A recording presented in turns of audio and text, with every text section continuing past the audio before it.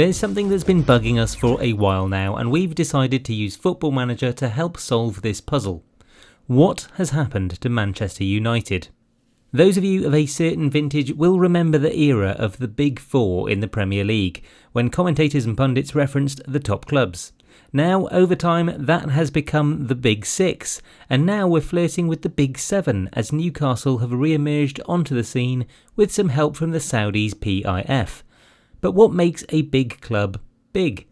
What does it mean for the distribution of talent within the Premier League, and how can Football Manager help us understand just how seismic a shift in power we have witnessed in the last 2 decades?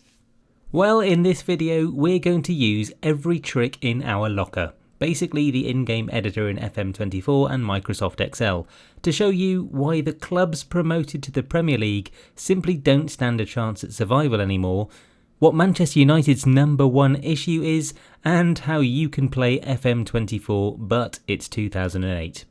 As with almost all of our videos then, everything is timestamped, so check out the sections and skip to wherever you fancy, and if you like what we're doing here, share the love. But without further ado, let's go. Okay then, so what the fuck am I talking about? Well, I've thought for a while about how the modern games meta is evolving, not just in FM, but in the actual real world, outside. And as per usual, I've turned to Football Manager to help me explain. In this case then, the hypothesis I wanted to explore is how the ludicrous amount of money being pumped into the top flight of English football is actually affecting the big clubs more than we think. Think about the last few years. Obviously, the Premier League has been dominated by Manchester City, with only Liverpool and Arsenal, the clubs mounting any sort of challenge. But what the hell has happened to Manchester United's league form? And for that matter, Chelsea's, who in the past 2 seasons have amassed 1 fewer point than David Moyes' Everton managed in the 05-06 and 06-07 seasons. Yikes. So where we thought we would start in picking apart the money issue is to look into the distribution of talent, by which we mean top players affiliated with the big clubs versus the rest of the Premier League. We're going to compare now, as in the very start of FM24, and 16 years ago at the beginning of the 07-08 campaign. We actually bought and managed to get FM 2008 running. Unfortunately, for whatever fucking reason, half of the menus were in Turkish, and there's no such thing as the in-game editor back then. So instead, we're giving our thanks to mad scientist FM's 07-08 database and FM24, which we're absolutely loving, and there's more details on that coming up. But what do we mean then by the distribution of talent? Well, our theory is that Manchester United were particularly successful in the 90s and noughties, not just because of their homegrown talent, nor their having the greatest manager of all time, but their recruitment was on point, in such a way that failed signings were given the boot, any top players that did want to move on were aptly and swiftly replaced, and practically anyone they fancied could be poached from rivals or smaller Premier League clubs with no quibbles. This was happening all the way up to 2012, and it was the done thing for United. And of course it wasn't just United playing at it. Chelsea threw cash left, right and centre and bought themselves into the elite, and Liverpool and Arsenal brought in the best of the rest. As such, there was an imbalance that kept the big clubs, well, big, and the smaller clubs tended to scramble together what they could in hope of remaining in the top flight as long as possible, with probably fewer than 3 or 4 star players carrying their teams. So let's have a look at the distribution, shall we? Now, I know I'm getting a bit repetitive with my use of Microsoft Excel on this channel of late, but I promise this video has FM tips in it for aspiring editor users and analysts, as well as regular FM players alike, so do bear with me. Look at this graph!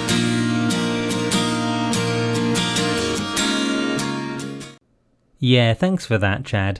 But looking at this graph, which is showing us of the total amount of current ability players over 151, that's in purple, or potential ability players over 151 in yellow, what the club's share of top talent looked like for the 2007-2008 Premier League season. Now immediately you can see why the Big Four were so called, with the jump between Arsene Wenger's Arsenal and David Moyes' Everton the starkest as you tend towards the smaller clubs of that season. Now this was the year that Derby famously finished on just 11 points with a minus 69 goal difference. Absolutely torn a new one, and frankly looking at this graph we're only surprised that Sunderland managed to muster 39 points, finishing 15th that year, and they had a goal difference of minus 23, even though of their 56 players available, none whatsoever were considered very good. Nobody had an above 3-star rating. Their best player in terms of current ability was Scotland's Craig Gordon, the goalkeeper, and their manager, Roy Keane. Put some respect on his name. But on that topic of very good players, let's have a look at how Chelsea and United, amongst a few others, tended then versus now, shall we? Well, firstly, this is what the same graph looks like based on data from the very start of FM24.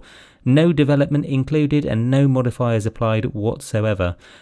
And we think it's interesting to see that rise to power that Manchester City have been on, with nearly 20% of top talents in the entire league now playing at the Etihad.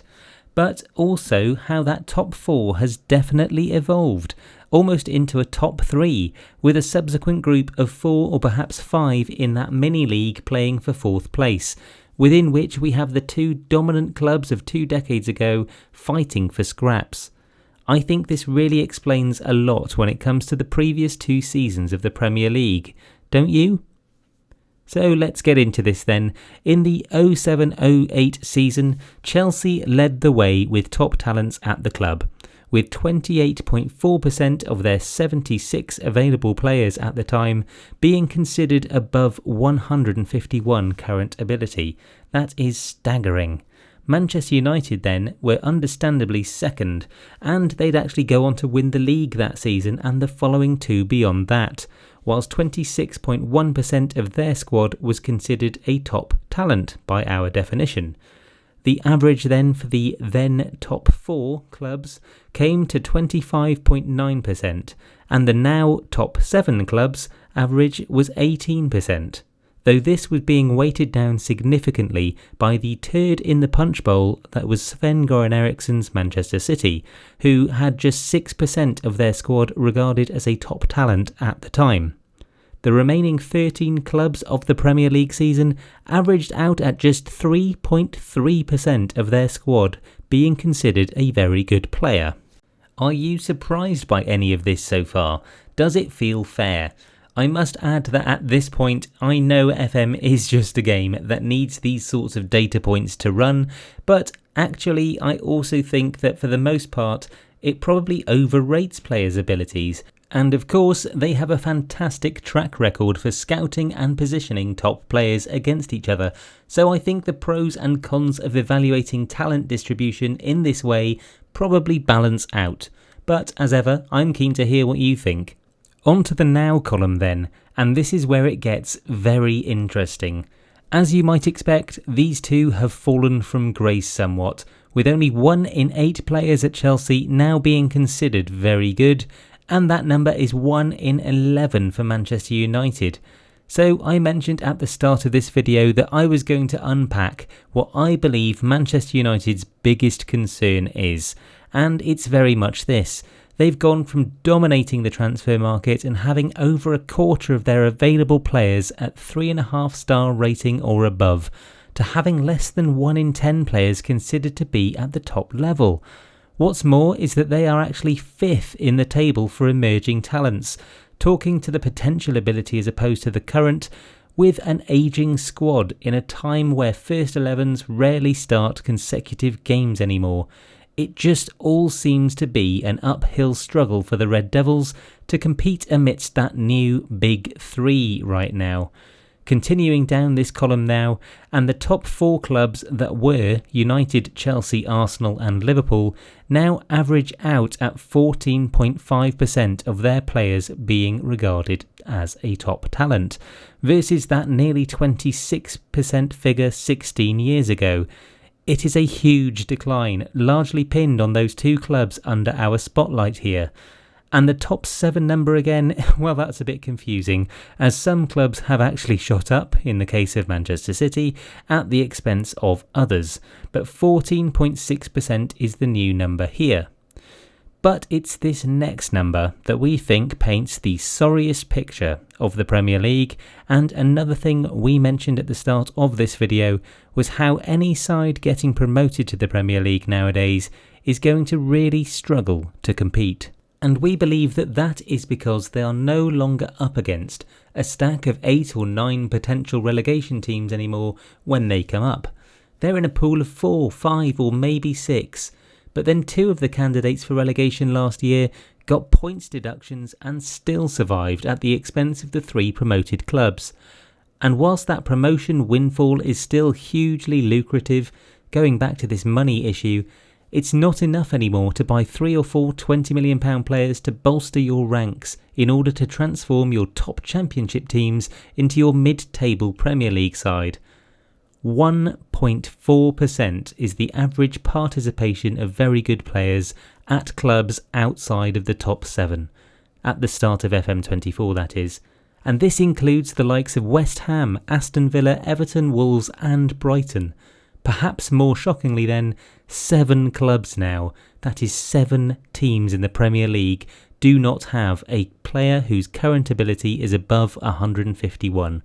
It is no wonder then that the 3 promoted clubs went straight back down in the latest Premier League season, and I suspect that this will become a trend for the foreseeable future. Now, with all that said, we're not out and out predicting that the pattern will definitely repeat itself in the 24-25 seasons, and that Leicester, Ipswich and Southampton will all plummet back to the Championship come May next year, but we will be very surprised if more than one of them stayed up, and we're certainly unlikely to see a repeat of the likes of Stoke City and Swansea City's longevity in the Premier League following promotion from the lower division. So how can all of this help you and your FM saves? Well, in terms of lessons learnt from this exercise, I would start by saying the biggest was the importance of striking the balance between potential and current ability. What I mean by this then is that it's no use having a squad packed full of aspiring wonder kids, particularly if you're being pressed for success this season, perhaps at a big club. By all means then plan for the future and give yourself a pipeline of talent, but remember then that you need a first team that is good now and not one that might flourish in 3 seasons' time. Let's take Chelsea for example.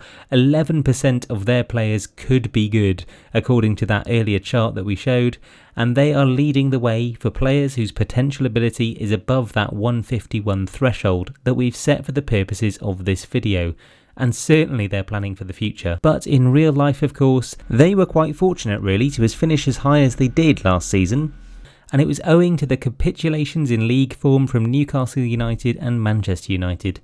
As we all know, it wasn't enough for Poch to keep his job, and if you want to know if that was the right decision, according to another of our Football Manager deep dives, we'll link this video at the end for you to watch next. In terms of other lessons learned then, well, if you're taking on one of the toughest challenges in FM and doing a Build the Nation save, then you'll perhaps take something away from how we've represented talent distribution here. For instance, if you're trying to get 4 big clubs established, that is 3 others around your club, then you'll want to get their squad stacked with at least 15% 3.5-star current ability players. We'd pitch that as around 7 players of a total squad size of around 46, and that is not an easy task, but surely a recipe for building healthy competition and upping that all-important coefficient for those who do break into continental cups. But do be careful of our advice here, as the game depicts the star rating system relative to your club and level, and we of course have been looking from the perspective of the top tier of Premier League football, interchanging the terms top talent with 3.5 stars and upwards of 151 current ability rating, the latter of which won't be so available to you without the in-game editor and a bit of cheating. Now, we've all been there when it comes to a star player suggesting that they want to move to a bigger club, either for salary purposes or the desire to play at a higher level or around a greater calibre of player. For us then, FM probably overstates the weighting of club reputation in the modern game as part of the current transfer equation. Now that's just like our opinion, man, but hear me out. Yes, most of the players will want a bigger salary. If your club can't offer them that, then the ambitious personalities out there are going to want to move on. But I do think that there's a romanticism in the modern game that players will aspire to play for the clubs with the biggest history. And I genuinely believe for the majority of cases nowadays, that's no longer true. Aston Villa have been linked with João Felix this week, not my words, Lynn, but those of Fabrizio Romano. And of course, then we have the Saudi League poaching players that aren't just those superstars past their prime anymore, but those who have a shot at Champions League football, with the likes of Manchester City for fuck's sake.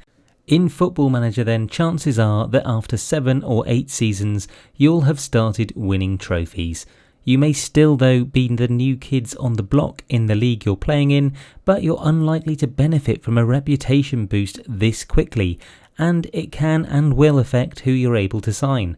So we hope that in the near future instalments of this franchise, if not in FM25, that reputation is less of a factor when it comes to signings and more aspects are lumped into a player's decision to join a club. One final quick tip then, if you want to know where to find where your club sits in terms of reputation, you can first head here to this tab for club info to see your starting point. Then if you want to compare that, click this globe icon, then filter by your continent, go to clubs and club list, then filter as appropriate either by nation to trim down this list a little, or by major and minor club to make sure that you're included in the list. This should then help you figure out if there are teams below you that you may be able to tempt players away from a little easier. And as per our video on key dates to bookmark in this game, the club rankings and reputation scores for your club change around about the 15th of June each year. That's if you're playing in Europe. Now this exercise has obviously used the in-game editor quite heavily, revealing plenty of otherwise hidden elements in order to support our testing and analysis. If you're interested in carrying out this sort of thing yourself, then you might be keen to learn that there is a trick for exporting larger datasets that you definitely need to know about. For instance, we took all attributes for every Premier League player, and what you might find if you attempt the classic Control-A and Control-P method in this case is that many of your records lose some fields during the export stage, and the trick here is to painstakingly scroll through every record on screen before you hit Control-P. That way you will get the full dataset. Once again, we want to give a big shout out to Mad Scientist FM, without who we'd be playing the 07-08 campaign in some form of Turkish-English hybrid mess, and also a shout out at this point to Musterman FM2, who helped us figure out that pesky print data issue, and whose videos are at another level when it comes to data deep dives, so do be sure to check these guys out if you haven't already. And if you want to play one of Mad Scientist's retro databases, it is super easy to set up. You literally just download 2 files, drop them into the FM folder where your save files are, and launch a new game with a few select settings. We've linked the website in the description of this video too, with all the necessary instructions. So anyway, we hope that this video has helped shed a little light on why some of those so-called big clubs might be faltering, and before you say otherwise, we know that being a big club is more about just having the best players.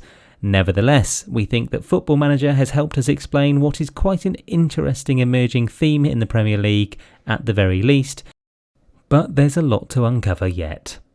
And we'll be exploring more on how this It's a Squad Game era has evolved, and how injuries and absences are rife with the sheer physicality of the game and fixture congestion, of course, as well as exploring the ever-changing role of the modern manager. We'll also share a few contrasting and perhaps controversial opinions on who the big 4 or big 6 or 7 or 8 clubs in the world actually are. There's a lot more to come from FM Immortal in the shape of these deep dives, so watch this space. That'll do it for today's video though, folks. Thanks for watching until the end. We really appreciate your presence and your kind comments too. If you do want to go the extra mile, we actually do have a Ko-fi set up now. If you do choose to support us there, then thank you ever so much. I hope you've enjoyed and found this one informative. Plenty more videos on the way, so until next time my friends, adios.